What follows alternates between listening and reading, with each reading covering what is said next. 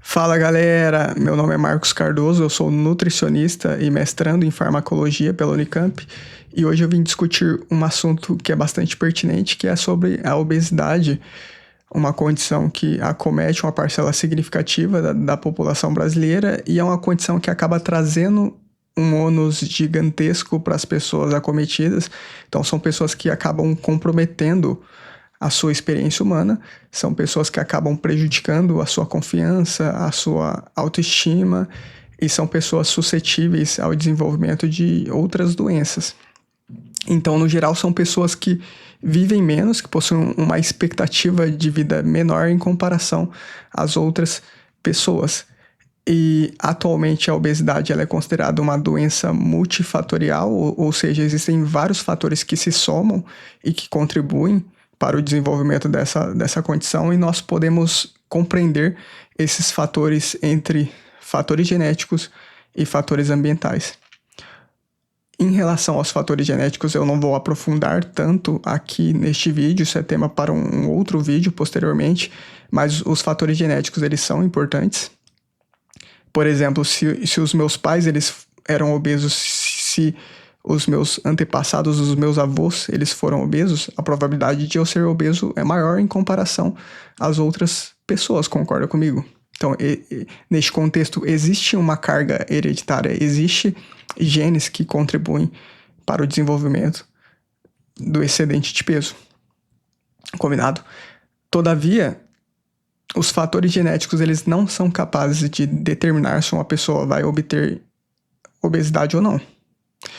Não é porque os meus pais e os meus avós eles eram obesos que eu posso afirmar de uma maneira categórica que eu serei um indivíduo com obesidade. Porque a obesidade, se você voltar alguns anos atrás, ela era algo relativamente incomum, era relativamente raro. E se a obesidade fosse uma determinação genética, a obesidade seria comum também no passado, algo que não aconteceu. Atualmente, a obesidade, ela compreende aproximadamente 33% da população brasileira. Esse dado é bastante impressionante em comparação ao passado. E se você compreender as pessoas que possuem sobrepeso e obesidade, as pessoas que possuem excedente de peso, você vai ter na casa de aproximadamente 68% da população brasileira nessa condição. Então, houve uma grande modificação para que essa crescente acontecesse, para que essa discrepância ela fosse tão acentuada em comparação ao passado. E os fatores que influenciaram nessa discrepância foram justamente os fatores ambientais, porque os fatores genéticos eles não se modificaram, combinado? Então houve uma modificação no ambiente devido à revolução industrial, porque o avanço científico, o avanço tecnológico mudou o nosso estilo de vida e atualmente nós gastamos muito menos energia em comparação aos nossos antepassados, em comparação aos nossos ancestrais, e nós temos uma disponibilidade calórica absurda, uma disponibilidade calórica que realmente acaba contribuindo para o excedente de peso. Então, os alimentos eles se tornaram mais industrializados, os alimentos atualmente eles possuem muito mais açúcar, muito mais gordura, a gente consome muito mais desses alimentos, nós somos mais sedentários porque nós praticamos menos atividades físicas, o nosso trabalho ele é mais remoto, o nosso trabalho em comparação ao trabalho braçal de antigamente, em que as pessoas precisavam fazer esforços, as pessoas precisavam caminhar ou andar de bicicleta muito mais do que nós atualmente. Hoje em dia nós temos transportes para tudo e isso acabou favorecendo a prevalência de obesidade. E a obesidade ela é caracterizada por um aumento do nosso percentual de gorduras, então a gente tem um aumento da concentração de gordura na nossa constituição, e a obesidade ela pode ser definida de uma forma operacional através daquilo que é chamado de IMC, que é o Índice de Massa Corporal, e você pode fazer isso aí da sua casa, basta você pegar o seu peso, dividir pela sua altura, isso vai dar um determinado valor, você divide esse valor pela sua altura novamente e você vai conseguir obter o seu IMC. É o seu peso dividido pela altura ao quadrado. Resumidamente, é o peso dividido pela altura ao quadrado. Se seu MC é de 18,5 até 24,9, isso significa que você é uma pessoa eutrófica, que você tem o peso adequado ali para sua altura. Se seu MC é de 25 até 29,9, isso significa que você é uma pessoa que possui sobrepeso. E se seu IMC é acima de 30, isso significa que você se enquadra na obesidade segundo o IMC. Todavia, na prática clínica, quando eu me deparo com uma pessoa em sua individualidade, eu levo outras coisas em consideração, além do IMC, porque, por exemplo, existem pessoas que têm um IMC elevado e que possuem um baixo percentual de gorduras, e essas pessoas elas não se enquadram no quadro de obesidade. Se você pegar, por exemplo, o Ramondino ele tem um IMC de um obeso, ele tem um peso elevado para sua altura. Todavia, ele possui um percentual de gorduras baixíssimo. Então, a gente não pode considerar esse indivíduo um indivíduo obeso. A gente não pode trabalhar com ele da mesma forma que nós trabalharíamos com outros indivíduos. Então, existem outros fatores que devem ser levados em consideração. Além disso, existem pessoas que possuem IMC dentro da eutrofia, dentro daquilo que é considerado adequado, e que são pessoas que apresentam um alto percentual de gorduras. Então, são pessoas que também devem ser trabalhadas de uma forma diferente em comparação a pessoas que estão com IMC dentro da eutrofia, mas que não apresentam esse alto percentual de gorduras. Combinado? E para que nós aumentemos o nosso percentual de gordura, na verdade, para que nós aumentemos o nosso peso, existe um substrato necessário que é chamado de superávit calórico, que é você consumir mais calorias do que você gasta diariamente. Então, suponhamos que você tem um gasto energético de 2.000 quilocalorias, e isso é necessário. Nós precisamos gastar energia para funcionar. O seu coração ele precisa de energia, o seu fígado ele precisa de energia, o seu cérebro ele precisa de energia. Para você caminhar, você precisa de energia, e essa energia ela é obtida através daquilo que a gente consome diariamente. Então, vamos supor que você tem um gasto energético de 2.000 quilocalorias e você consome mais do que você precisa, você consome 2.500 quilocalorias. Esse gap de 500 quilocalorias é um gap que não vai sumir do seu corpo, ele não vai simplesmente desaparecer do seu corpo. Esse gap ele vai ser estocado no seu corpo, e ele é estocado na forma de gorduras. Então, o nosso corpo ele possui essa habilidade, essa capacidade de armazenar as calorias excedentes, de transformar essas calorias excedentes em gorduras, e isso é importante, isso foi extremamente importante do ponto de vista evolutivo. E, entretanto, à medida que a gente continuamente vai gerando esse superávit calórico, a gente invariavelmente vai continuamente engordando. Combinado? Então, é algo que a gente deve pensar.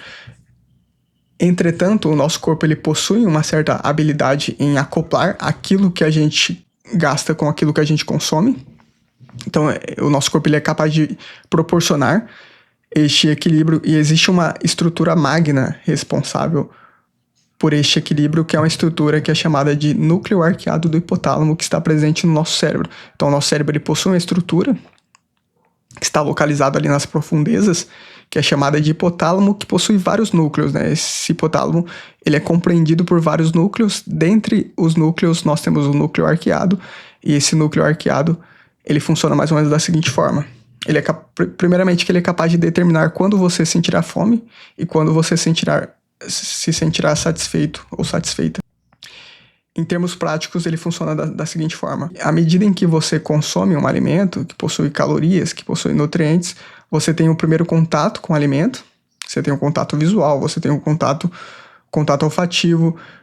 Esse alimento ele alcança o seu estômago, onde ele vai preencher o seu estômago, e gradativamente o núcleo arqueado do hipotálamo ele vai percebendo este processo. Existem hormônios que são produzidos no seu intestino quando o seu intestino entra em contato com o alimento.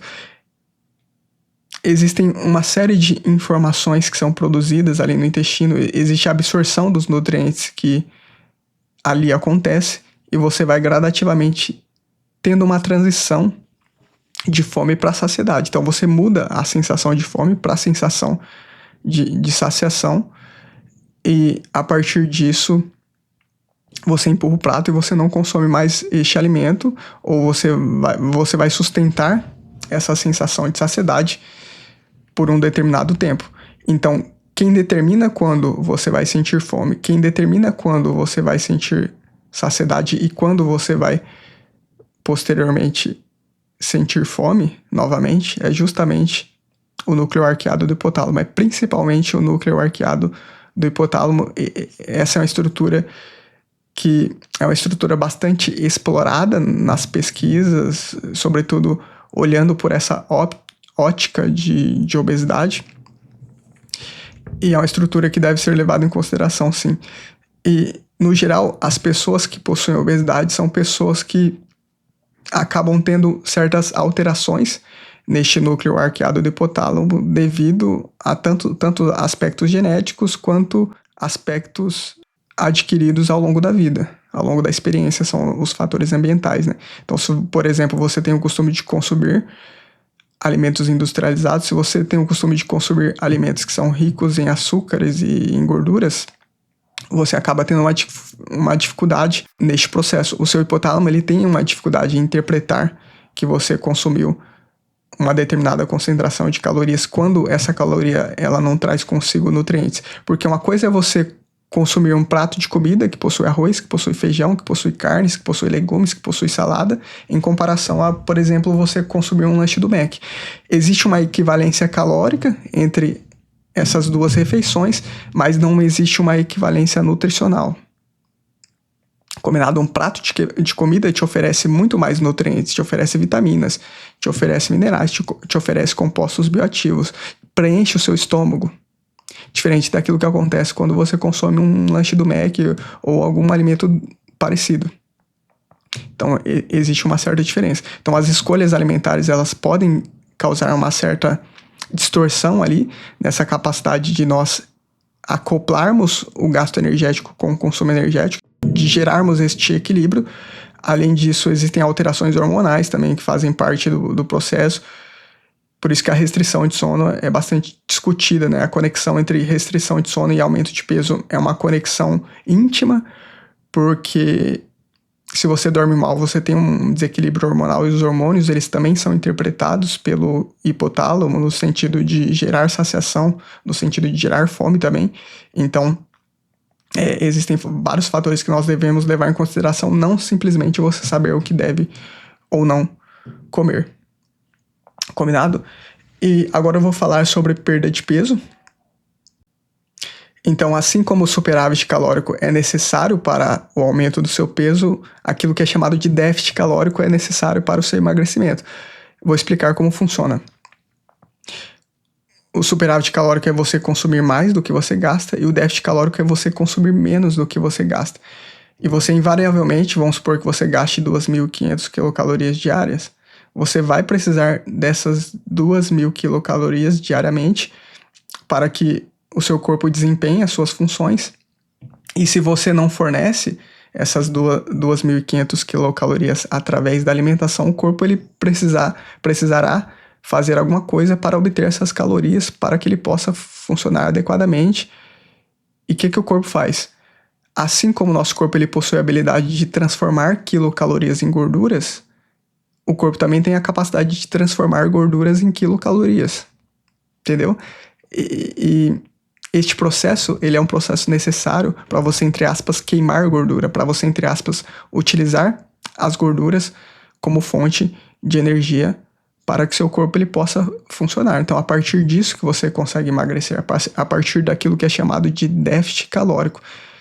Então, esse é um substrato necessário e é um componente simples, se a gente parar para pensar.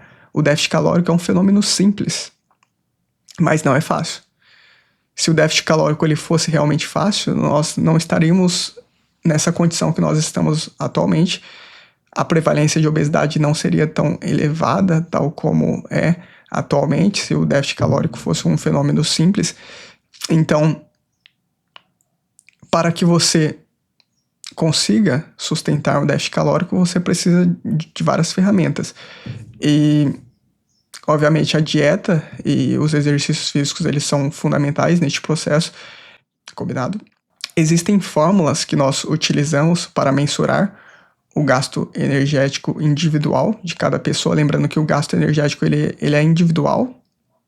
Então, eu tenho um gasto diferente do seu irmão tem um gasto diferente de você, a sua mãe tem um gasto energético diferente de você, porque o gasto energético diário de cada pessoa leva em consideração o sexo, leva em consideração o peso, leva em consideração a altura, a atividade física que você desempenha diariamente, a sua idade também faz parte dessa equação e, portanto, através de fórmulas nós conseguimos mensurar o gasto energético de cada pessoa e a partir disso nós estabelecemos uma dieta que vai de encontro aos seus objetivos. Então, se o seu objetivo é emagrecimento, um déficit calórico a partir de 500 quilocalorias já é algo interessante, já é algo que pode lhe proporcionar aproximadamente uma perda de meio quilo por semana.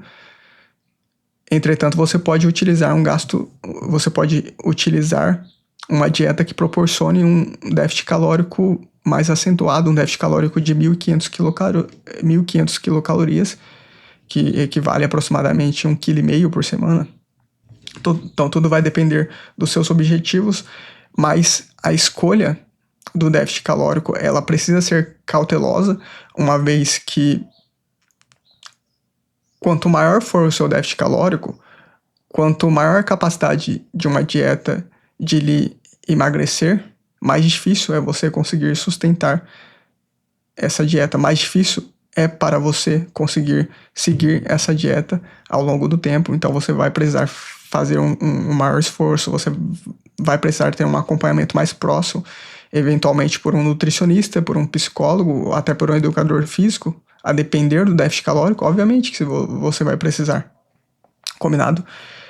E eu acho que o acompanhamento por um nutricionista é essencial, porque o nutricionista ele possui uma capacidade de interpretar quais são os principais fatores que estão travando o seu emagrecimento e como corrigir esses fatores.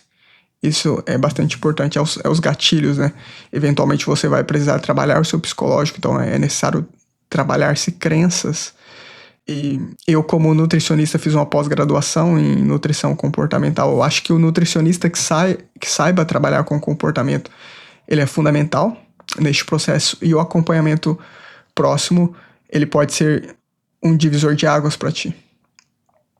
Além de tudo, eu acho que a atividade física também é algo que você não deve abrir mão, porque a atividade física ela vai te ajudar de diversas formas.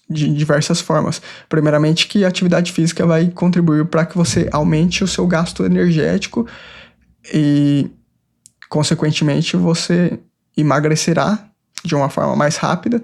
Você provavelmente terá uma maior adesão em relação ao plano alimentar, porque se você gasta mais energia, você pode consumir mais alimentos, você pode fazer mais refeições livres. Então você pode ter mais prazer ao comer. Além disso, se você pratica atividade física, você preserva a sua massa muscular, você preserva a sua musculatura, algo que é extremamente importante para a sua estética e para a sua saúde também. Então, talvez você precise também de um educador físico, porque ele vai ser fundamental no sentido de guiar qual atividade física é mais recomendada para você, porque se você é um indivíduo sedentário, você precisará de uma abordagem em fases, você precisará começar aos poucos até que você consiga trilhar este caminho sozinho. Então, basicamente, essa era a mensagem que eu gostaria de passar para você. Eu espero ter contribuído para o seu conhecimento e eu agradeço a você pelo seu interesse em ciência. Um abraço.